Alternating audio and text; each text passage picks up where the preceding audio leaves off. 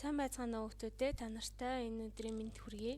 За өнөөдрийн хичээлээ эхлүүлье. Өнөөдрийн хичээлийн сэдэв бол хийн найруулгын төрөл хэм маягийг өөрчлөн бичих гэсэн сэдвийн дор хийн найруулгын төрөл хэм маягийг өөрчлөн найруулж бичих зорилгыг хангана.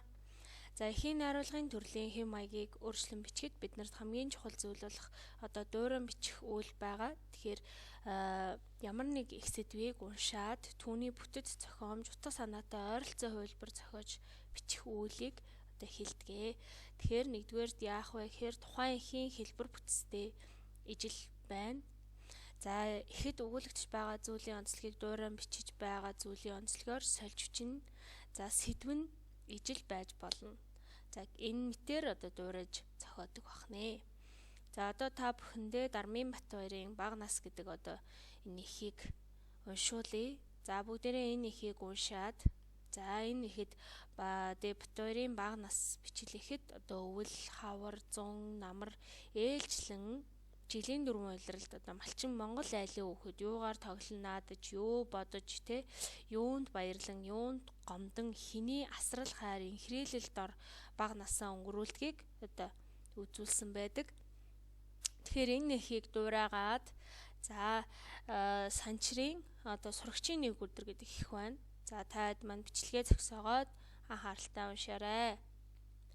За мөн Споин заягийн зохиосон Бага нас их байна.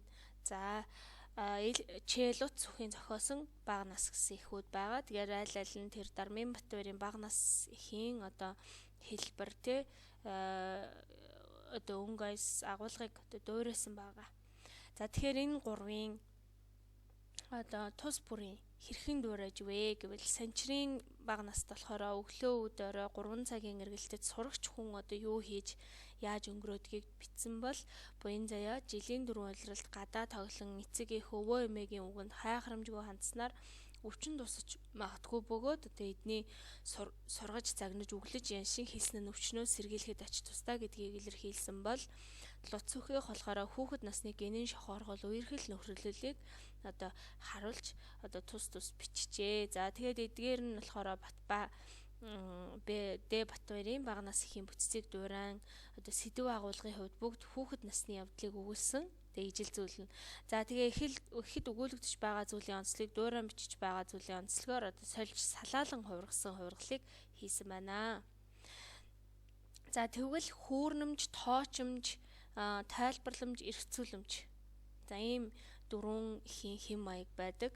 За тус бүрийн онцлогийг та бүхэндээ ном гэдэг ихээр ойлгуулахыг зорилоо. Тэгэхээр та бүхэн бичлэгээ зогсоогоод